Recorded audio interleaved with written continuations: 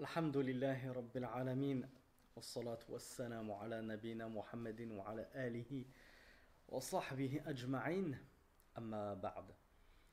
On passe au hadith numéro 37 qui je trouvais malgré sa concision très très beau. Vous allez comprendre pourquoi je trouve qu'il est très très beau. Parce qu'il, encore une fois, est très motivant, comme le hadith précédent. Il est rapporté par Ibn Abbas radiyallahu anhuma, qui rapporte du prophète sallallahu alayhi wa alayhi wa sallam fima yarwihi an rabbihi, d'après ce qu'il rapporte lui-même de son Seigneur. Donc c'est ce qu'on appelle un hadith qudsi, un hadith divin, dans lequel on trouve qu'Allah subhanahu wa ta'ala a dit Inna Allah kataba al-hasanati was-sayyi'ati thumma bayyana dhalika. Allah a certes écrit les bonnes actions et les mauvaises actions. Thumma bayyana dhalika. Puis il a détaillé cela. Faman hamma bihasanatin falam ya'malha katabaha Allahu 'indahu hasanatan kamilatan. Quiconque a eu l'intention d'œuvrer d'une bonne action, mais il n'a pu la mettre en pratique, Allah lui inscrira pour cela auprès de lui une bonne action entière, complète. Wa in hamma biha fa'amilaha katabaha Allahu 'indahu 'ashra hasanat ila 700 dhi'fin. Et s'il a eu l'intention, c'est-à-dire le serviteur, de faire une bonne action et qu'il l'a concrétisée et qu'il l'a mise en pratique, alors Allah lui inscrira auprès de lui 10 bonnes actions. C'est-à-dire que pour une bonne action d'effectuer, Allah lui en inscrira la récompense de 10 bonnes actions jusqu'à 700 fois sa valeur. Ila ad'afin kathira, et jusqu'à encore davantage de multiples, encore plus que 700 fois sa valeur. Wa in hamma bisayyi'atin falam ya'malha katabaha Allahu 'indahu hasanatan kamilatan. Et si il a eu l'intention, c'est-à-dire le serviteur, d'accomplir une mauvaise action, mais il ne l'a pas mise en pratique, il ne l'a pas concrétisée, alors Allah subhanahu wa ta'ala lui inscrira auprès de lui une bonne action complète. Wa in hamma biha fa'amilaha katabaha Allahu sayyi'atan wahidatan. Mais si il a eu l'intention de faire cette mauvaise action et qu'il l'a concrétisée et qu'il a bel et bien réalisé cette mauvaise action, alors Allah subhanahu wa ta'ala l'écrira comme une seule mauvaise action. Et ce hadith, il est rapporté dans l'authentique de Al-Bukhari et dans l'authentique de Muslim. Donc le cheikh Abdul Muhsin Al-Abbad hafidhahullah nous dit premièrement Inna Allah kataba al-hasanati was-sayyi'ati thumma bayyana dhalika ila akhiri dhalika yuhtamalu an yakuna al-muradu bil-kitabati taqdir Allah azza wa jalla lil-a'mal wal-jazaa'i 'alayha 'ala hadha at-tafsil. Il se peut que la parole du prophète sallallahu alayhi wa sallam qu'il transmet de la part d'Allah, puisque c'est un hadith divin, certes Allah a écrit les bonnes actions et les mauvaises actions, puis il a éclairci ceci, il se peut que cette parole-là signifie que Allah subhanahu wa ta'ala avait décrété les bonnes actions et les mauvaises actions. Ici il s'agit de la prédestinée. C'est l'une des façons d'expliquer ce hadith. Et je vous renvoie à notre explication du hadith numéro 2 de ces Arba'in al-Nawawiyah. On a expliqué ce que c'était que la prédestinée. Et on a vu que parmi la prédestinée, il y a le fait qu'Allah subhanahu wa ta'ala a déjà écrit tout ce qui allait se passer, de bon comme de mauvais. Et parmi les fondements de la foi, on croit en le destin, qu'il soit bon ou mauvais. Donc, le fait qu'Allah ait écrit les bonnes actions et les mauvaises actions, on pourrait le comprendre comme la prédestinée. Et oui, la prédestinée, elle a déjà été écrite 50 000 ans même avant qu'Allah azza wa jalla ne crée les cieux et la terre. ويحتمل أن يراد به كتابة الملائكة للحسنات والسيئات بأمر الله عز وجل. Mais il se peut que ce qui est voulu par là, par Allah a écrit les bonnes et les mauvaises actions, c'est l'écriture des anges mais sous l'ordre d'Allah. Vous le savez, nous avons un ange qui écrit nos bonnes œuvres et un ange qui écrit nos mauvaises œuvres. Mais ils l'écrivent d'eux-mêmes, non. C'est Allah qui leur a ordonné d'écrire nos bonnes et nos mauvaises actions. Donc, quand on dit que les anges écrivent nos bonnes et nos mauvaises œuvres, en réalité, c'est comme si on disait que c'était Allah qui les avait écrites, puisque c'est Allah qui a ordonné cet acte-là. Donc, celui qui ordonne un acte est comme celui qui a commis cet acte. Donc, on peut comprendre ceci ainsi. Certes, Allah a écrit les bonnes et les mauvaises œuvres, eh bien, Cheikh Abdul Mohsin Al-Abad nous dit, et les deux sens sont bons dans tous les cas. Les deux interprétations sont justes. Premièrement, on peut le comprendre comme le fait qu'Allah ait déjà prédestiné toute chose, qu'elle soit bonne ou mauvaise, et on peut le comprendre comme l'écriture des anges, sous l'ordre d'Allah, sous l'injonction d'Allah, de nos œuvres.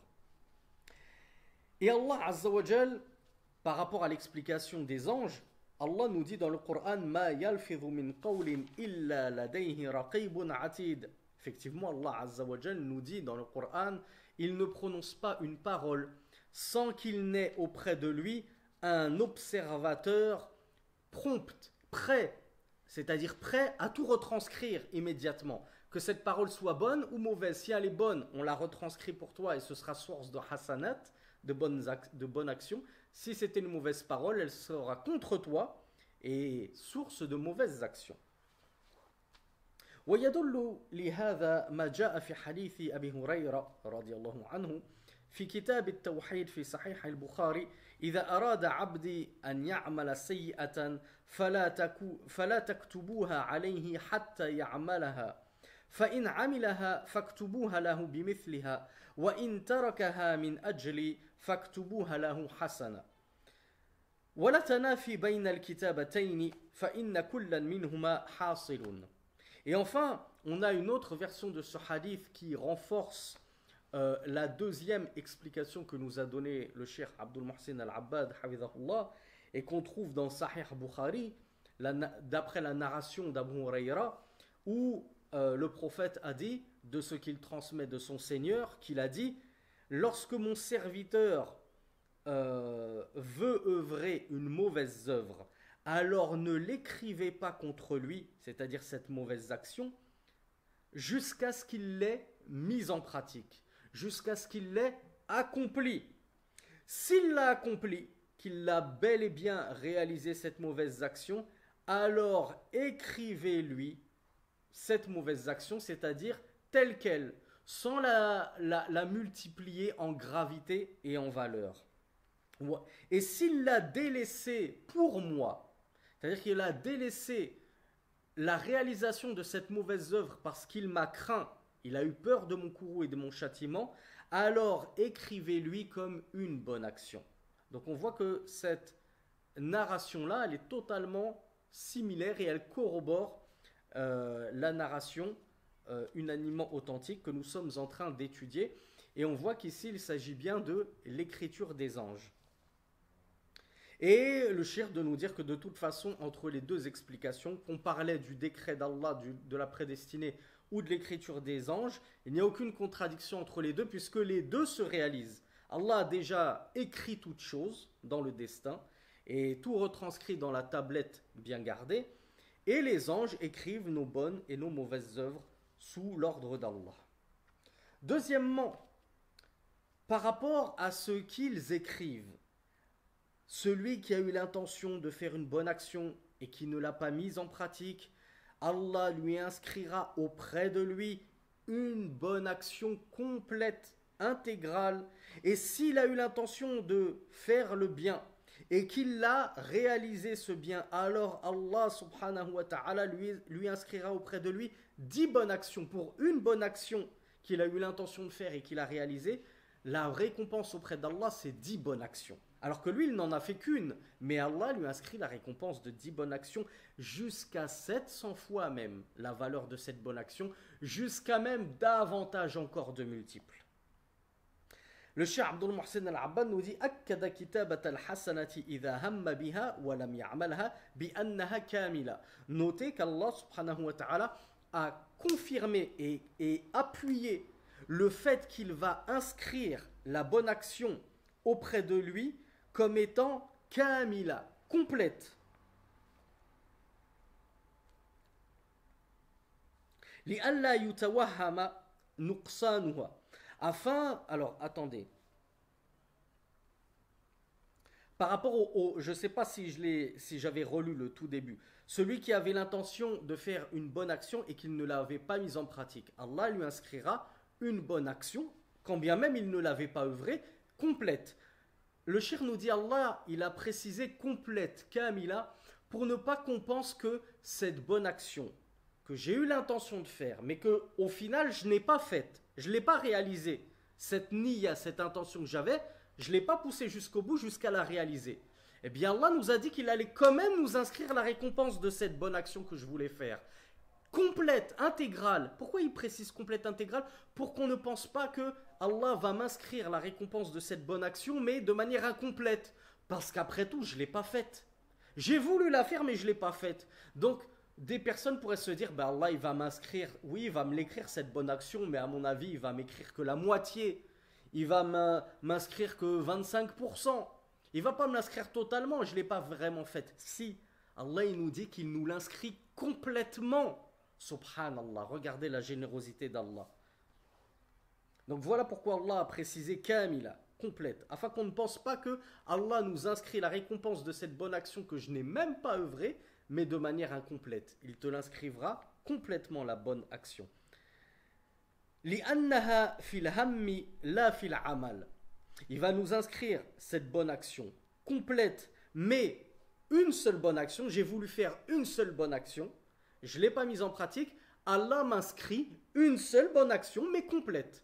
Parce que j'ai eu l'intention, mais qu'il n'y a pas eu l'amal, il n'y a pas eu l'œuvre qui a suivi. Je ne l'ai pas réalisé.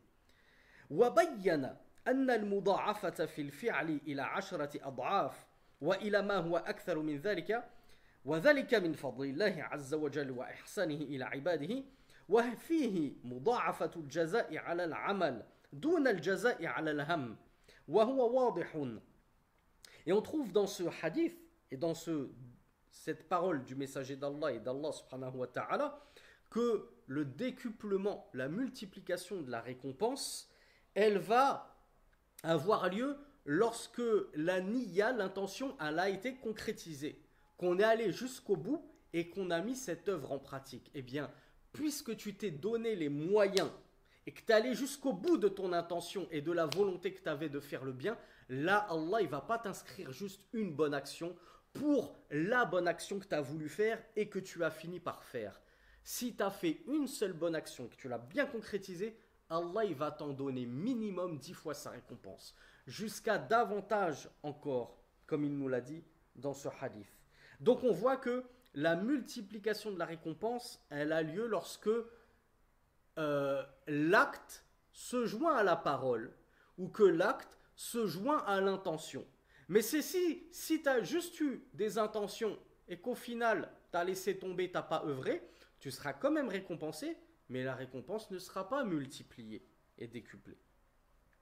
وأما حديث نية المؤمن خير من عمله فهو ضعيف كما ذكره الحافظ ابن حجر في الفتح وانظر السلسلة للإمام الألباني السلسلة الضعيفة. Et le cheikh nous dit quant au hadith l'intention du croyant est meilleure que son acte, cela est un hadith qui est faible. Et comme l'a mentionné l'imam Ibn Hajar al-Asqalani dans son explication de Fath al-Bari, de Sahih al-Bukhari, et comme l'a mentionné l'imam al-Albani dans sa silsila des hadiths da'ifa. Et il est indubitable que ce hadith-là, l'intention du serviteur est meilleure que son œuvre. Il est indubitable que c'est faux en raison de ce hadith qu'on est en train d'apprendre et d'étudier. Parce qu'on voit que l'intention c'est très bien, Allah nous récompense pour notre intention, mais il nous récompense à sa juste valeur. Tu as voulu faire une hasana, Allah t'inscrit une hasana. Tu as voulu faire 10 hasana, Allah t'inscrit 10 hasana. Mais l'œuvre, lorsque tu vas œuvrer, là Allah Azza wa Jal, il va décupler la récompense. Tu as voulu faire une hasana et tu l'as mise en pratique, tu auras 10 hasana minimum. Ça peut même aller jusqu'à 700 et encore plus. Troisièmement, In hamma bi sayyi'a falam ya'malha. La fin du hadith. Lorsque Allah Azza wa Jal nous dit, et si, c'est-à-dire le serviteur, a eu l'intention de commettre une mauvaise action, mais qu'il ne l'a pas mise en pratique, Allah lui inscrira auprès de lui comme une bonne action complète, intégrale. Et s'il a eu l'intention de faire le mal, une mauvaise action, et qu'il l'a mis en pratique, il est allé jusqu'au bout de sa mauvaise intention, eh bien Allah subhanahu wa ta'ala lui inscrira une seule mauvaise action. Tu as eu l'intention de faire 2 mauvaises actions, tu as concrétisé 2 mauvaises actions, Allah t'inscrira 2 mauvaises actions. Il ne va pas t'inscrire davantage, il ne va pas multiplier tes mauvaises actions, parce qu'Allah n'est pas injuste. Et certes, Allah n'est pas injuste envers les serviteurs. Le Cheikh Abdul Muhsin al-Abbad nous dit وصفت الحسنة على ترك المعصية المهموم بها بأنها كاملة. Allah Azza wa Jal notait comme il a décrit la récompense qu'il allait inscrire suite au délaissement d'une mauvaise action que tu avais préméditée. Tu avais l'intention de la commettre, tu voulais la faire, mais tu t'es ravisé et tu ne l'as pas mise en pratique. Allah, non seulement il ne t'inscrit pas cette mauvaise action, puisque tu t'en es abstenu, Allah ne t'inscrit pas rien, ni une bonne ni une mauvaise action, mais plutôt Allah va t'inscrire une bonne action.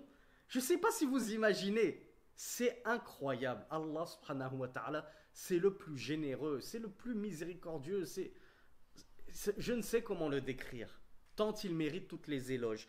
Tu voulais faire du mal et tu as craint Allah, tu t'en es abstenu par peur d'Allah, Allah il va te récompenser pour cela. Et pour une mauvaise action délaissée par crainte d'Allah, il va t'inscrire une bonne action. Et le cheikh nous dit, et cette bonne action, Allah Azza wa Jal l'a qualifiée de complète, afin que, encore une fois, tu ne t'imagines pas que la bonne action qui va être inscrite pour la cause du délaissement de cette mauvaise œuvre que tu voulais accomplir, elle va être incomplète. Il va t'inscrire une demi-bonne action, le quart d'une bonne action. Non, Allah il va t'inscrire une bonne action complète. Et le cheikh nous dit وَوُصِّفَتِ السَّيِّئَةُ الْمَعْمُولَ بِوَاحِدَةٍ لِأَلَّا يُتَوَهَّمَ زِيَادَتُهَا.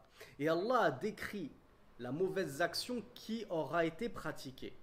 Celle pour laquelle tu allais jusqu'au bout de ta mauvaise intention et que tu as fini par mettre en œuvre. Allah Azza wa Jal l'a qualifiée non pas en disant kamila, comme il l'a fait pour la bonne action, en la décrivant de complète, mais il l'a décrite comme une seule, wahida. Allah t'inscrira une seule mauvaise action pour la mauvaise action que tu as voulu accomplir, afin qu'on ne pense pas qu'Allah va la décupler. Parce qu'Allah Azza wa Jal, comme on l'a vu, lorsqu'on œuvre des bonnes œuvres, Allah en décuple la récompense. Mais lorsqu'on œuvre des mauvaises œuvres, Allah n'en décuple pas la punition et le châtiment. Pour un méfait, il t'inscrit la punition d'un méfait. 2 méfaits, la punition de 2 méfaits.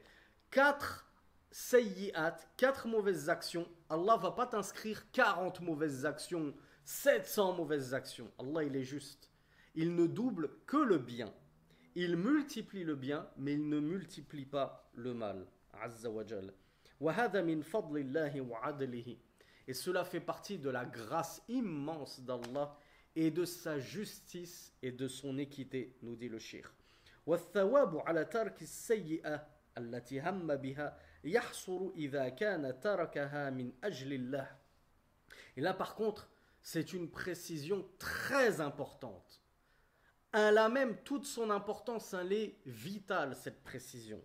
Il convient de bien comprendre les choses.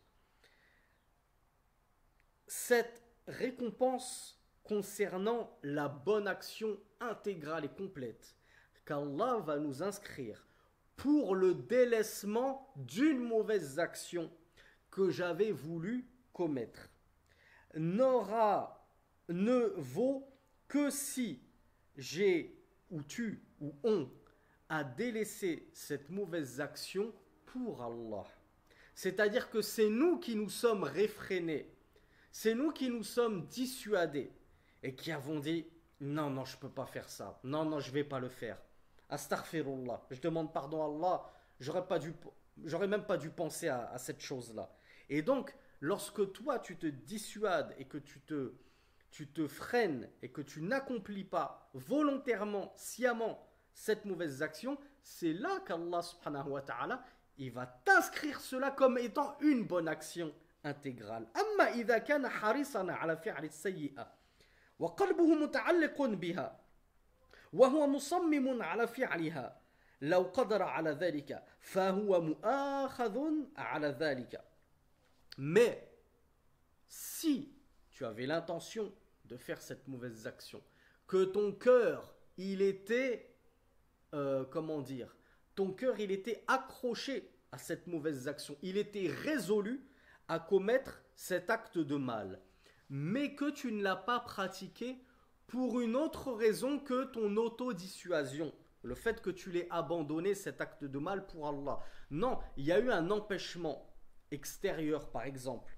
Eh bien, tu seras pécheur et Allah va te tenir rigueur de cet acte-là que pourtant tu n'as pas pu commettre, mais que tu étais résolu à commettre. Alors je vous donne un exemple pour que vous compreniez mieux.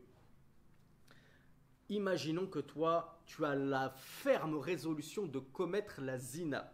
Tu as rencontré une fille en boîte de nuit. C'est déjà extrêmement grave. Déjà aller dans une boîte de nuit, c'est extrêmement grave. Ensuite, tu as commencé à batifoler et à flirter avec cette fille en boîte de nuit. C'est encore très gravissime. Puis, tu te mets en tête de ramener cette fille chez toi pour commettre az-zina. Encore une fois, gravissime. Puis, tu arrives à convaincre cette fille de venir chez toi. Elle vient chez toi. Vous commencez à faire des préliminaires, des embrassades, des caresses, etc. Toi, tu es résolu. Tu as vraiment envie de faire zina. Personne ne pourra t'arrêter. Tu es dans ton trip, tu es lancé, ça y est, plus de machine arrière possible. Et tu fais tout. Tu fais tout en sorte que cela se réalise. Tu vas lui mettre de la musique romantique en fond sonore. Tu vas lui préparer de l'alcool pour qu'elle commence à avoir l'esprit qui divague. Bref, tu es en plein dans le haram sous tous les aspects. Donc, tu n'es plus à un péché majeur près. Et la zina, ça ne te fait même plus peur. Mais cette fille-là, elle a un éclair de lucidité. Et juste avant de tomber dans la grande fornication, elle reprend ses esprits et elle dit non, non, je me sens pas prête, je peux pas faire ça. Et elle se rhabille et elle prend un taxi, elle court chez elle, elle te laisse en plan. Et bien fait pour toi. Eh bien, est-ce que toi, tu penses que Allah Azza wa Jal, il ne va pas te châtier pour cet acte de fornication que tu étais résolu à pratiquer, que tu voulais absolument faire, mais que tu n'as pas pratiqué? Oui, d'accord, tu l'as pas pratiqué cette fornication, mais grâce à qui? Grâce à toi? C'est toi qui t'en es dissuadé, qui au dernier moment, tu t'es dit non, je peux pas faire ça, j'ai déjà passé toute ma soirée dans le haram. Boîte de nuit, flirt, alcool, tout ça. Je fais des bisous à une fille qui n'est pas ma femme, etc. Je suis déjà dans le haram. C'est trop, je vais arrêter. Je vais m'arrêter là. Non, toi, tu as voulu aller plus loin. Et si tu n'as pas concrétisé, c'est pas grâce à toi. C'est pas parce que tu as eu un éclair de lucidité. C'est parce que tu t'es pris un vent. Tu t'es pris un râteau. Et la fille, c'est elle qui a pris ses jambes à son cou. Alors que c'était à toi, normalement, de te ressaisir. Mais il a fallu que ce soit elle qui te laisse en plan. Eh bien, le Cheikh Abdul Mohsin Al-Abbad nous apprend que cette mauvaise œuvre que tu voulais mettre en pratique et que tu n'as pas pu pratiquer, si tu ne l'as pas pratiqué par crainte d'Allah, c'est là que tu seras récompensé et que tu auras une hasana complète, une bonne action complète. Mais si tu ne l'as pas pratiqué pour autre chose que cette belle intention-là, comme par exemple une raison exogène qui a fait que tu as été coupé dans ton élan et que tu n'as pas pu le faire, alors que tu faisais tout ce qui était en tes capacités et dans tes moyens pour réaliser cette mauvaise œuvre, eh bien sache que tu seras puni pour cela. Quand bien même tu n'as pas pratiqué cette fornication, Allah te punira pour cela. Comment Allah peut-il me punir pour une chose que je n'ai pas pratiquée? Ben, premièrement, parce que tu étais résolu à pratiquer cette mauvaise œuvre. Donc on voit l'importance de l'intention, mes frères et sœurs. Avec une belle intention, même si je ne pratique pas cette belle œuvre, cette bonne action, on a vu que Allah il me récompensera pour cela. Alors que je ne l'ai pas pratiqué, cette bonne action. Eh bien, de la même façon, si j'étais résolu de commettre une mauvaise action, si j'en ai été empêché pour des raisons de force majeure extérieures à ma volonté, eh ben, il est tout à fait normal qu'Allah me punisse pour cela. Et c'est pas juste des paroles de savants comme ça où ils ont fait un ijtihad comme ça, on pense que ça se passe comme ça. Non, c'est basé sur une preuve irréfutable, la parole du messager d'Allah sallallahu alayhi wa sallam et la parole d'Allah subhanahu wa ta'ala. Le cheikh Abdul Muhsin al-Abbad nous dit: regardez la parole d'Ibn Kathir, l'imam des mufassirin, l'imam des exégètes, dans son tafsir, dans son exégèse, au sujet de la parole d'Allah subhanahu wa ta'ala dans la sourate Les Bestiaux, suratul An'am: Man ja'a bil hasanati falahu ashru amthaliha wa man ja'a bis sayyi'ati fala tujza illa mithlaha wa hum la yuzlamun. فلا يجزى إلا مثلها وهم لا يظلمون. Allah subhanahu wa ta'ala nous dit dans le verset quiconque vient avec la bonne action, c'est-à-dire une bonne action, il en aura 10 fois sa récompense. Et quiconque vient avec la mauvaise action, c'est-à-dire une mauvaise action, alors il n'en sera rétribué que par semblable à elle.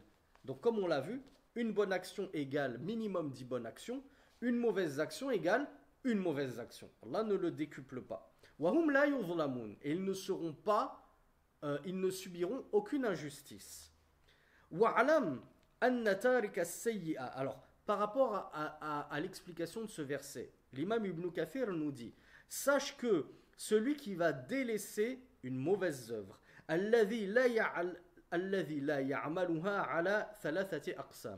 celui qui va délaisser une mauvaise œuvre, il y a trois catégories, il y a 3 cas dans lesquels on peut se trouver lorsqu'on délaisse une mauvaise action. Taratan yatrukuha lillah. Premier cas de figure, ça arrive qu'on délaisse un péché, une mauvaise œuvre pour Allah, par crainte d'Allah, par crainte de son châtiment. Alors là, on rentre dans le cas de figure de ce hadith que nous sommes en train d'étudier. L'imam Ibn Kathir nous dit: فَهَذَا تُكْتَبُ لَهُ حَسَنَةٌ عَلَى كَفِّهِ عَنْهَا لِلَّهِ تَعَالَى. Alors une telle personne qui a délaissé la mauvaise œuvre pour Allah, par crainte d'Allah, lui, effectivement, on lui inscrira une bonne action complète pour le délaissement de cette mauvaise œuvre par crainte d'Allah subhanahu wa ta'ala. وَهَذَا عَمَلٌ وَنِيَّةٌ.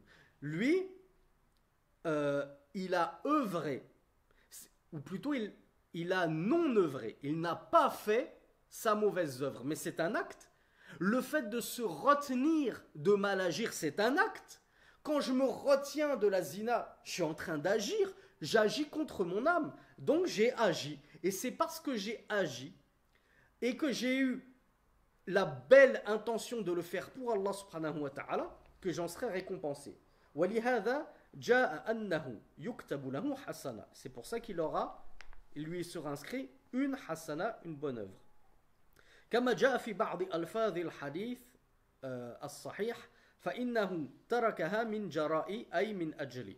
Comme on le trouve d'ailleurs dans certaines versions du hadith où Allah précise: il l'a certes délaissé, c'est-à-dire la sayyi'a, la mauvaise œuvre, min jara'i, pour moi, pour ma cause. Donc c'est pour ça que parce qu'on l'a délaissé cette mauvaise œuvre pour Allah, qu'Allah Azza wa Jal nous récompensera. Deuxième cas de figure, taratan yatrukuha nisyanan wa dhuhulan anha fahadha la lahu wa la alayhi. Deuxième cas de figure, il se peut que j'ai délaissé cette mauvaise œuvre que j'avais l'intention d'accomplir par oubli. Ça m'est sorti de l'esprit. Ben, imaginez la personne qui avait l'intention un soir, moi on est en fin d'après-midi, je suis au bureau, je me dis ce soir j'aimerais bien me regarder un petit film rose, ça va me faire du bien. mais t'as un imprévu au boulot qui t'a surchargé, t'es fatigué, tu rentres chez toi, t'es claqué, t'as qu'une envie, c'est de manger et de t'endormir, et t'as complètement oublié que t'avais prévu dans la soirée de te mettre un petit film rose. Eh bien, celui qui a oublié d'accomplir sa mauvaise œuvre alors qu'il avait l'intention de la commettre, l'imam Ibn Kathir nous dit ni on ne lui inscrira une mauvaise œuvre, ni on ne lui inscrira une bonne action. Pourquoi? Ben déjà, on ne t'inscrira pas une bonne action parce que si tu n'as pas fait cette mauvaise œuvre, c'est pas parce que tu t'en es dissuadé pour Allah, t'as craint Allah, non. C'est juste que tu l'as oublié, c'est sorti de ton esprit. Et Allah, Azza wa Jal, il est tellement juste qu'il ne va pas te châtier pour cela parce que tu n'as pas mis tout en œuvre pour réaliser cette mauvaise action. Tu avais juste l'intention, mais tu n'as pas agi en sorte de la concrétiser coûte que coûte, comme l'histoire que je vous ai racontée de celui qui va mettre des lumières tamisées, une petite musique d'ambiance, il va servir de l'alcool. Vraiment, il fait les asbab, il fait les causes pour réaliser à tout prix son funeste dessein. Et enfin, le troisième cas de figure, donc l'imam Ibn Kathir nous dit pour le deuxième cas de figure, il n'avait pas mis une bonne intention d'abandonner cet acte pour Allah, mais en même temps il n'a pas commis de mal. Donc ni on lui inscrit une bonne action, ni on lui inscrit une mauvaise action. Et troisième cas de figure, taratan yatrukuha ajzan wa kaslan anha ba'da as-sa'i fi asbabiha wa at-talabbus bima yaqrubu minha. Et troisième et dernier cas de figure, et c'est le pire, c'est celui qui ne va pas pouvoir aller jusqu'au bout de sa niya, de sa mauvaise intention de faire cette mauvaise œuvre, uniquement par incapacité, parce qu'il en a été empêché, malgré qu'il ait tout mis en œuvre et qu'il ait accouru aux causes pour réaliser son funeste dessein. Eh bien, lorsqu'il a fait tout ce qui était en son pouvoir pour se rapprocher au maximum de cette mauvaise œuvre, mais qu'au dernier moment, pour une raison externe à sa volonté, il a été empêché de pouvoir pratiquer cette mauvaise œuvre, eh bien, ouvrez grand vos oreilles. C'est quoi son cas, c'est quoi son jugement? L'imam Ibn Kathir nous dit, celui-là, il est dans la même position que celui qui aurait agi, œuvré cette mauvaise œuvre. Donc si tu as une mauvaise intention d'œuvrer en mal et que tu fais ton maximum pour réaliser ce mal, mais que tu ne parviens pas à le réaliser, non pas par crainte d'Allah, non pas par oubli, mais parce que une cause extérieure t'en a empêché, eh bien tu seras considéré comme si tu l'avais fait bel et bien ce mal.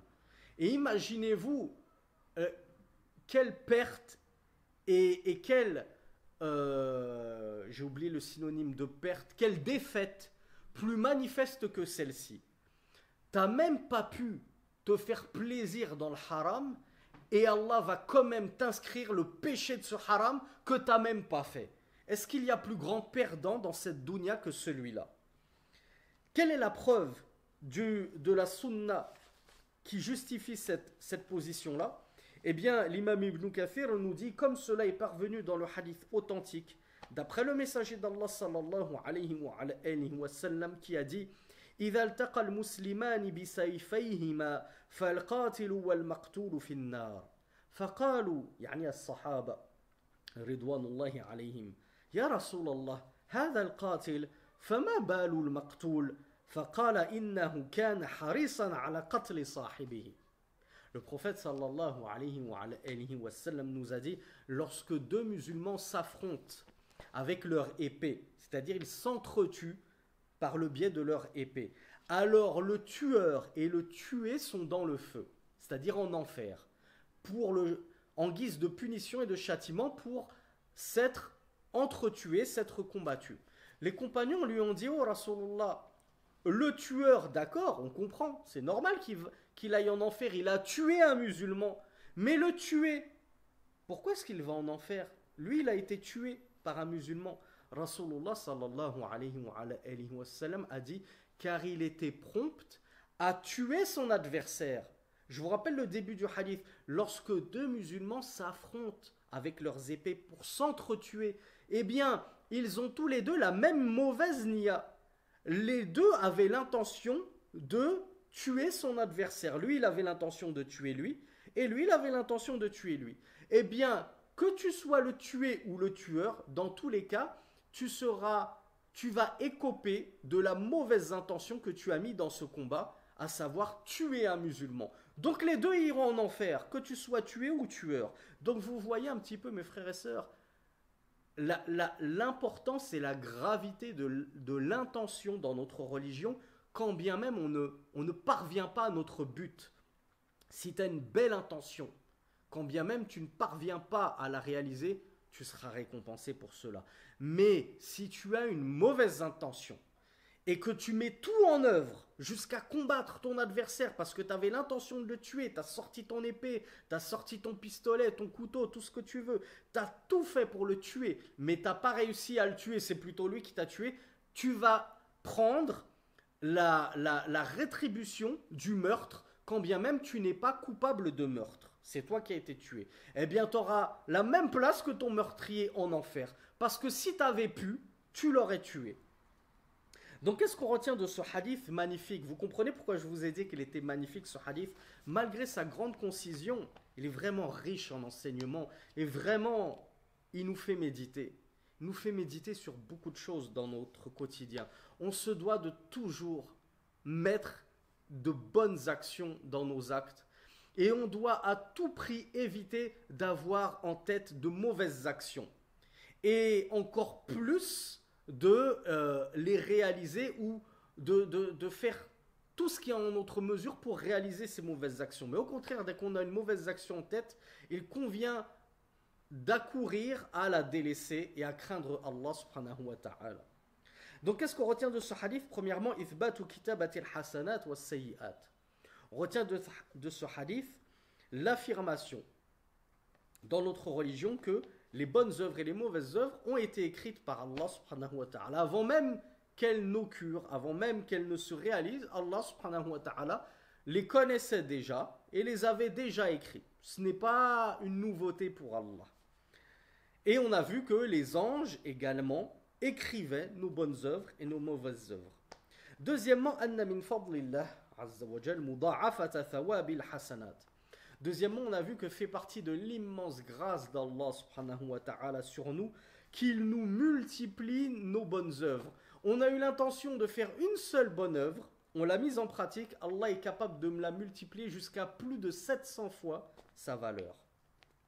Troisièmement, on a vu que min adlillahi azza wa jal alla yuzada fis sayyi'at.